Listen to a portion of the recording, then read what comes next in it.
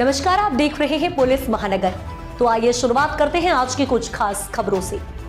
महाराष्ट्र में 12 जिला परिषद और 125 पंचायत समितियों के लिए चुनाव होने हैं, जिसको लेकर सभी पार्टियां चुनाव प्रचार में जुटी हैं। इस बीच राज्य सरकार में मंत्री नितेश राणे का बयान सामने आया है। उन्होंने साफ कहा है कि अगर जिला परिषद चुनाव में शिवसेना जीती तो विकास कार्यों के लिए मिलने वाला फंड रोक दिया जाएगा।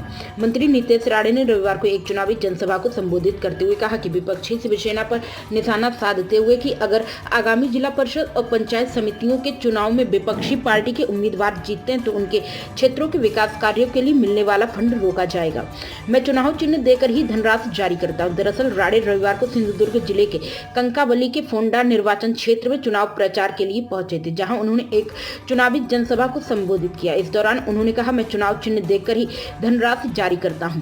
अगर मुझे कमल या धनुष बाण और शिवसेना के चुनाव चिन्ह दिखाई देते हैं तो धनराशि तुरंत स्वीकृत कर दी जाती है, लेकिन अगर गलती से भी जलती हुई मशाल का चुनाव चिन्ह दिखाई देता है तो मैं पहले से स्वीकृत धनराशि में भी कटौती कर सकता हूं। राणे का इशारा साफ तौर पर उद्धव गुट और शिवसेना था, जिसका चुनाव चिन्ह जलती हुई मशाल है।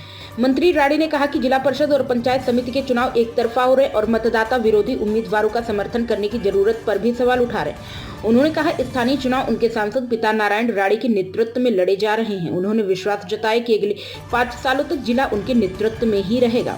इसके साथ ही उन्होंने कहा कि बीजेपी उद्धव ठाकरे के नेतृत्व वाली शिवसेना को लेकर चिंतित नहीं है। उन्होंने दावा किया कि उसके उम्मीदवार चुनाव प्रचार के दौरान मुश्किल से ही दिखाई दिए और कुछ तो छिपे हुए थे। उन्होंने कहा कि चुनाव के बाद उन्हें धन के लिए फिर से हमारे पास आना पड़ेगा। बता दें कि महाराष्ट्र में 7 फरवरी को 12 जिला परिषदों और 125 पंचायत समितियों के लिए चुनाव होने हैं। वहीं वोटों की गिनती 9 फरवरी को होगी। फिलहाल सूबे में जोर शोर से चुनाव प्रचार किया जा रहा है। सब पार्टियां जीत के लिए अपनी पूरी ताकत झोंक रही हैं। अब तक की खबरों में बस इतना ही।